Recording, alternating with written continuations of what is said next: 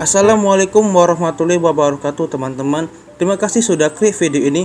Hari ini kami akan menjelaskan tentang penggunaan radioisotop di dalam kehidupan sehari-hari. Sebelum masuk ke pembahasan, ada pepatah mengatakan tak kenal maka tak sayang. Perkenalkan, nama saya Muhammad Fadilah dengan NIM 420 313 1001. Selanjutnya ada Nur Jami Nasution dengan NIM 420 233 1001. Selanjutnya ada Nabila Indriani dengan NIM 420 313 1016, dan terakhir ada Melisa Damayanti dengan NIM 420 113 1017. Kami adalah mahasiswa-mahasiswi program studi S1 Pendidikan Kimia Fakultas Matematika dan Ilmu Pengetahuan Alam Universitas Negeri Medan. Baiklah teman-teman, kita masuk ke pembahasannya. Pertama, kita harus mengetahui bahwa radioisotop banyak digunakan di dalam kehidupan sehari-hari, seperti pada sektor industri, kesehatan, dan pertanian. Kita ambil contoh pada sektor kesehatan. Radioisotop banyak sekali digunakan sebagai obat untuk penyakit tumor, terapi kanker, dan pada mesin X-ray. Ternyata banyak juga ya pemanfaatan radioisotop di dalam kehidupan sehari-hari. Tetapi radiasi-radiasi apa saja yang dapat dimanfaatkan? Radiasi-radiasi yang dimanfaatkan antara lain ada radiasi sinar alfa, sinar beta, dan sinar gamma. Pertama, kita akan membahas sinar alfa. Sinar alfa atau partikel alfa memiliki kesamaan dengan unsur helium, sama-sama memiliki muatan 2 elektron dengan massa 4 SMA. Partikel alfa dipancarkan dari inti dengan kecepatan sekitar 1/10 kecepatan cahaya. Karena memiliki massa yang besar, partikel alfa merupakan sinar yang paling lemah di antara sinar-sinar radiasi lainnya. Selanjutnya ada sinar beta. Sinar beta merupakan partikel yang bermuatan negatif.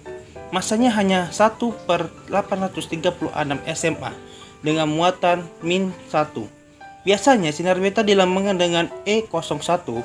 Karena memiliki massa yang kecil, seringkali sinar beta dianggap tidak bermassa. Radiasi terakhir adalah radiasi sinar gamma. Sinar gamma adalah partikel yang tidak memiliki muatan dan massa serta dilambangkan gamma 00. Sinar gamma seringkali digunakan di dalam industri. Partikel gamma yang sering digunakan adalah kobalt 60 dan cesium 137.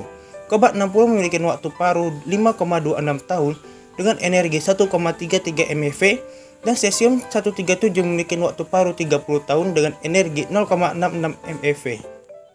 Baiklah teman-teman, karena kita sudah berkenalan dengan sinar-sinar radiasi yang sering dimanfaatkan, materi selanjutnya adalah penggunaan radioisotop di dalam kehidupan sehari-hari, mulai dari bidang industri, bidang pertanian, bidang kesehatan, dan bidang radiofarmaka.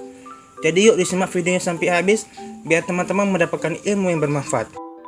Terima kasih kepada moderator yang telah memberikan saya kesempatan. Di sini, saya akan menjelaskan tentang penggunaan radioisotop di bidang pertanian dan di bidang industri.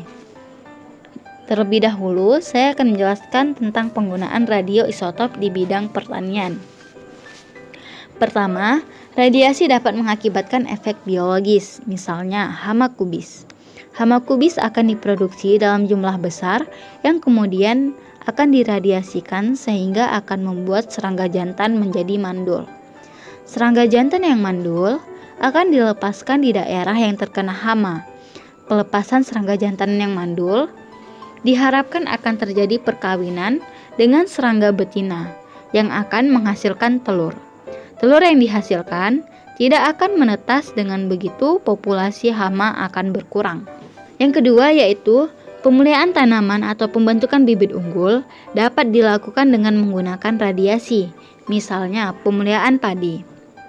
Bibit padi diberi radiasi dengan dosis yang bervariasi, dari dosis terkecil yang tidak membawa pengaruh hingga dosis rendah yang mematikan.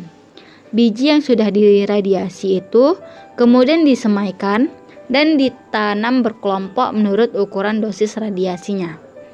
Dan yang terakhir adalah penyimpanan makanan. Seperti yang kita ketahui, kentang dan bawang yang disimpan dalam jangka lama akan menghasilkan tunas. Penggunaan radiasi terhadap bahan makanan adalah bertujuan untuk menghambat pertumbuhan tunas. Yang kedua, saya akan menjelaskan tentang penggunaan radioisotop di bidang industri. Secara umum, dapat dijelaskan pemanfaatan radiasi dalam industri yang didasarkan kepada sifat membunuh mikroba dan organisme lainnya. yang dikandung sebagai komoditi untuk tujuan sterilisasi atau menurunkan kandungan mikroba sebagai berikut. Yang pertama, alat kedokteran sekali pakai. Yang kedua, alat laboratorium atau sarung tangan, pinset, pakaian, dan lain sebagainya.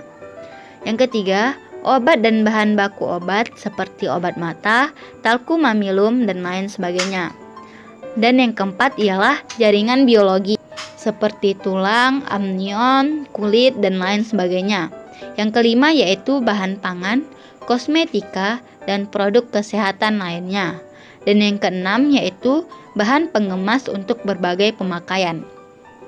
Pemakaian teknologi radiasi dalam industri memperlihatkan kenaikan yang nyata dari tahun ke tahun.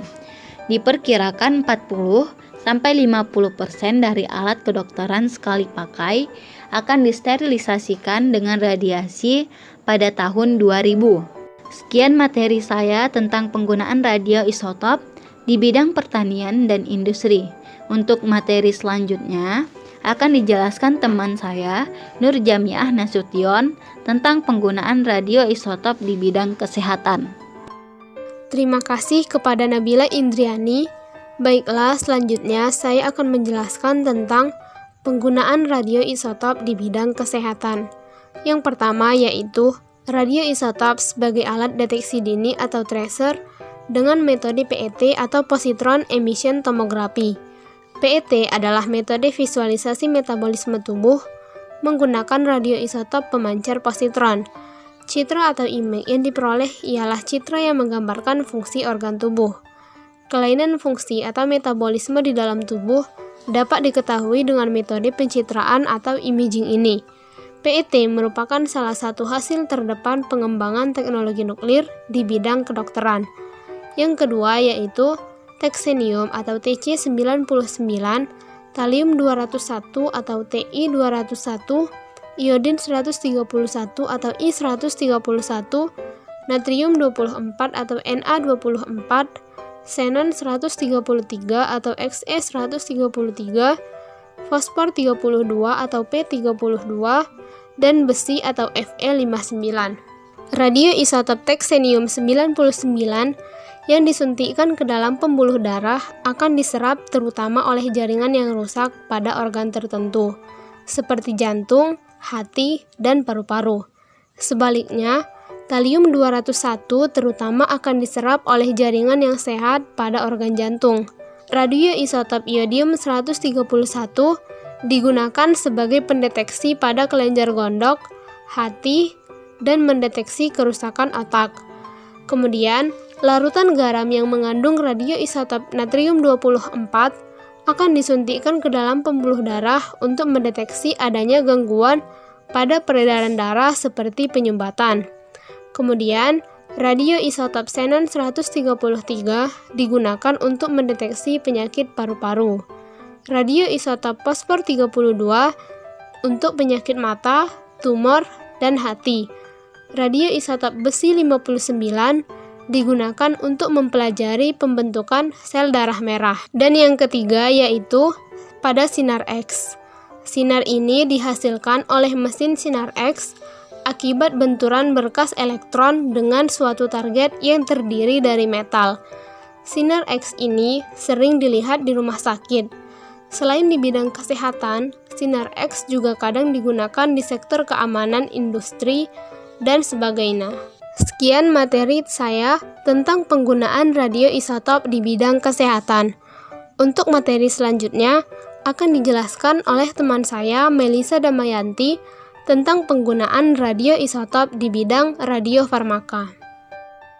Baiklah, terima kasih kepada Nur Jamiah yang telah memberi saya kesempatan.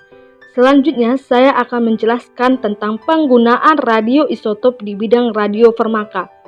Sebelum lebih lanjut, saya akan menjelaskan terlebih dahulu pengertian dari radiofarmaka. Radiofarmaka adalah salah satu bagian dari farmasi. Tujuannya adalah untuk menyediakan bahan radiasi untuk keperluan mendiagnosis. Radioisotop yang digunakan adalah Iodium-123 dan Iodium-131. Iodium-123 dibuat menggunakan siklotron, dan iodium 131 dibuat menggunakan reaksi fisi 235 uranium. Iodium 131 merupakan radioisotop yang diaplikasikan untuk diagnosis dan terapi, sedangkan iodium 123 adalah radioisotop yang cocok untuk digunakan mendiagnosis. Selain iodium, fluor 18 lebih populer digunakan untuk diagnosis. Sekian dari penggunaan di bidang radiofarmaka, selanjutnya saya kembalikan kepada moderator. Terima kasih Melisa Damayanti. Sekianlah video dari kami, semoga teman-teman yang menonton sampai habis mendapatkan ilmu yang bermanfaat, dan jika ada kesalahan kata atau pengucapan di video ini kami mohon dimaafkan. Saya akhirin dengan wassalamualaikum warahmatullahi wabarakatuh dan salam pendidikan.